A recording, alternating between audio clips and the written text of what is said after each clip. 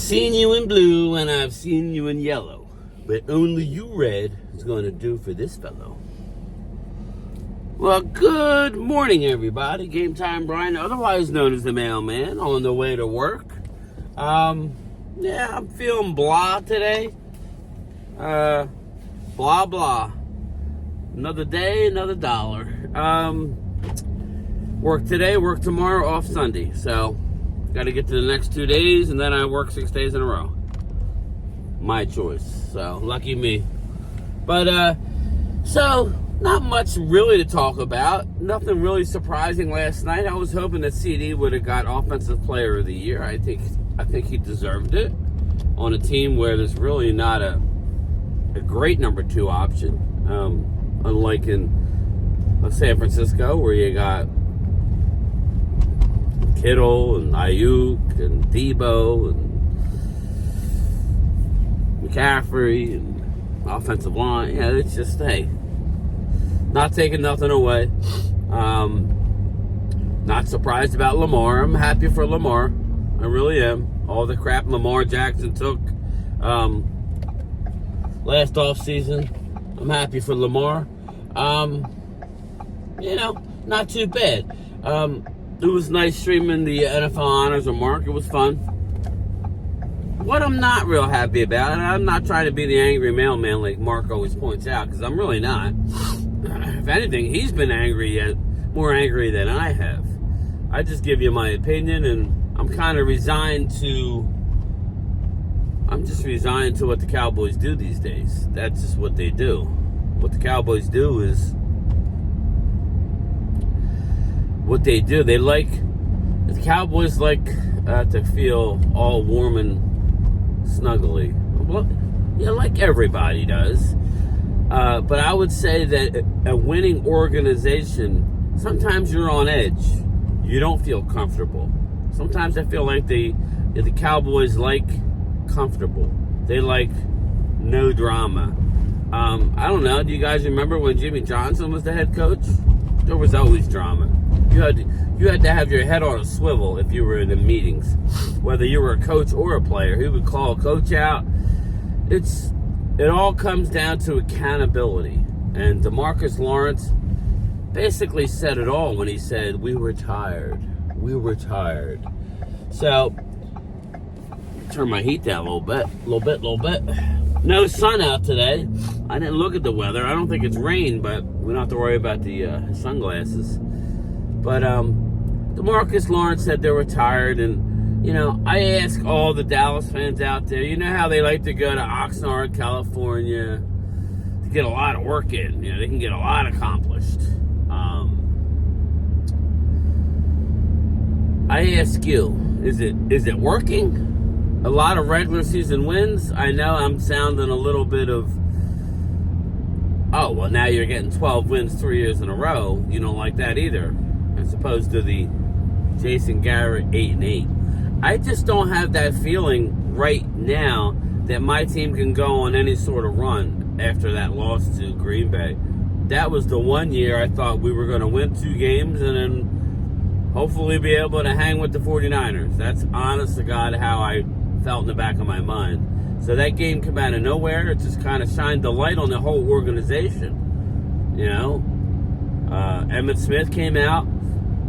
I want you guys to go and look that up. Emmitt Smith comments about the Cowboys. Not happy. Daryl Moose Johnson. Not happy. This is why I think the coach needed to go. Okay? I've been on record as saying either bring him in for an extension, but I would have rather have seen a coaching change. If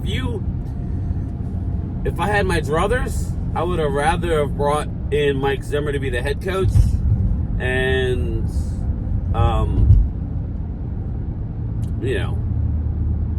maybe Joe Witt or somebody, or elevate Al Harris or somebody like that to the defensive coordinator, knowing he's going to help him.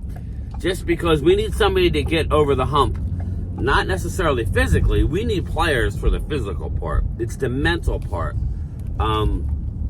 Everything was in line, or so we thought, with the Cowboys as far as getting over a playoff hump and getting, just at least putting a couple playoff wins and going into this next year. Now, listen, as it turned out, it may have been a blessing in disguise, even though we're upset that our team's not in the Super Bowl and, we didn't get any playoff wins. It might have been masking a greater problem with this team. D-Law wanted to dime people out, but he didn't. D-Law wanted to name names, but he didn't. He was not happy. When he says we were tired, I don't think he was talking about himself. Obviously, there was defensive issues. Very, very frustrating, but not surprising that Jerry Jones had to upstage the NFL on NFL Honors Night to name Mike Zimmer. And I'm fine with the hire. I'll be curious to see what he does with Micah and how them personalities mesh. Is Micah going to be all in, or is Micah going to go the other way and say, "Oh, hell no, get me out of here"? Because they've been used to Camp Cupcake, for the last few years. Dan Quinn, one thing he did do, his defense, he created a lot of turnovers. So, that's going to be hard to end sacks, for that matter, even though our sack total tailed off. But, listen, at the end of the day, people, you can have the best coach in the world. You can have the best practice facility. You can have the best of everything. It all comes down to what? And I'll wait. What does winning come down to? I'll wait for your answer. I'm going to take a hit of my coffee.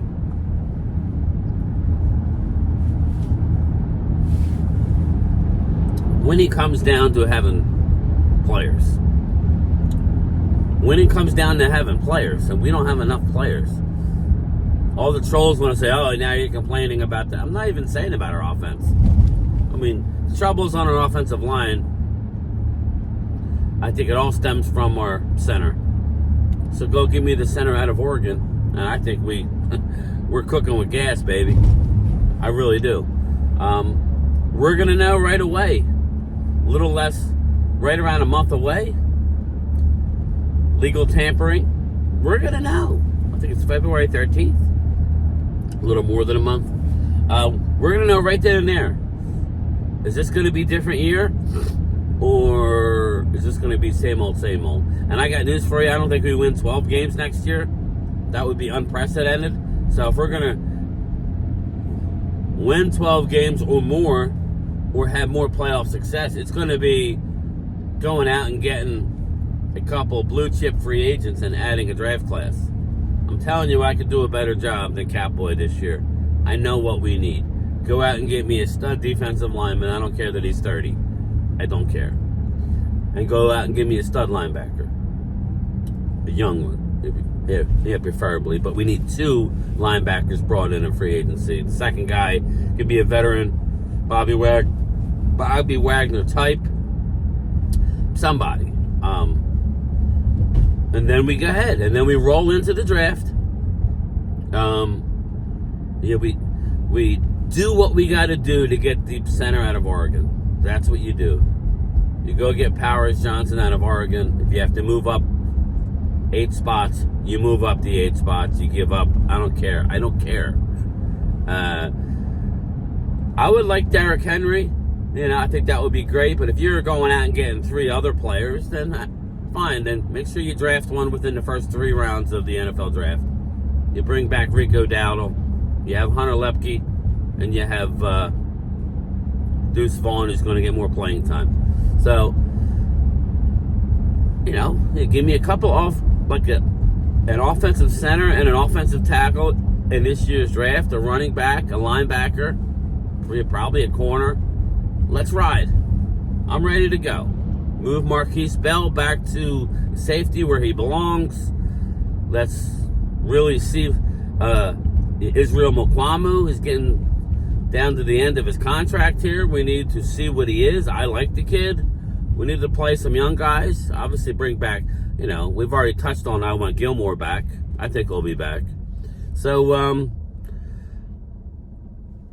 but it all means nothing without the players. And now you're seeing all the ex-successful Cowboys coming out, ripping this team. What must Jerry Jones be thinking? Are they living in a bubble?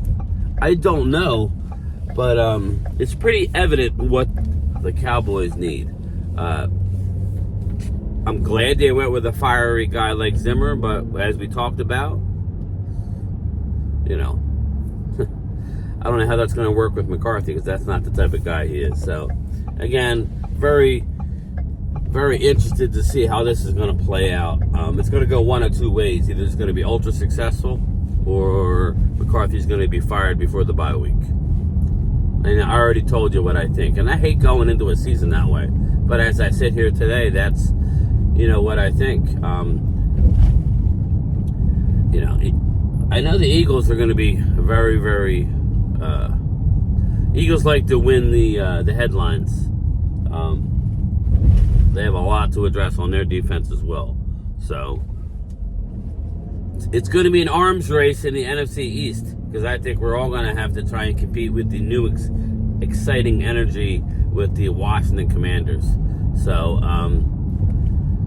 I don't know. We got one more game left. I'll be streaming it on Sunday. But yeah, man, just getting back to D-Law's comments and Emmett's comments and Daryl Moose Johnson's comments. Clearly, the only thing that makes sense to me about this whole thing was Dallas Cowboys are cheap. They did not want to pay Mike McCarthy the last year of his contract without coaching. I honestly think that's what it was. There's no other reason that makes sense. They did not want to pay Mike McCarthy the 8, 9, 10 million, whatever he's making. Yeah, for this upcoming year. So, it's shame on you, Cowboys. Shame on you. Literally, nobody's coming to McCarthy's defense. You can't say, well, we can't fire a guy who's won who's had 3 12-win seasons in a row. Well, sure you can. It's about the playoffs. We need somebody to get us over the hump. So, I just think you're wasting time, Jerry, or Steven's wasting your time, buddy. I think you're wasting your time. You should have moved on from him. The only other thing I could think of is they're waiting for somebody next year, which the time is now. The time is now. So anyway, let me know what you think we should do in the comments. Don't forget my 2 o'clock lunchtime chat. I will be here. I'll have the link up in a little bit. But moral of the story, don't let your babies grow up to be Cowboys. Nah, I'm joking. DC for life, baby. It's just very frustrating. Peace out.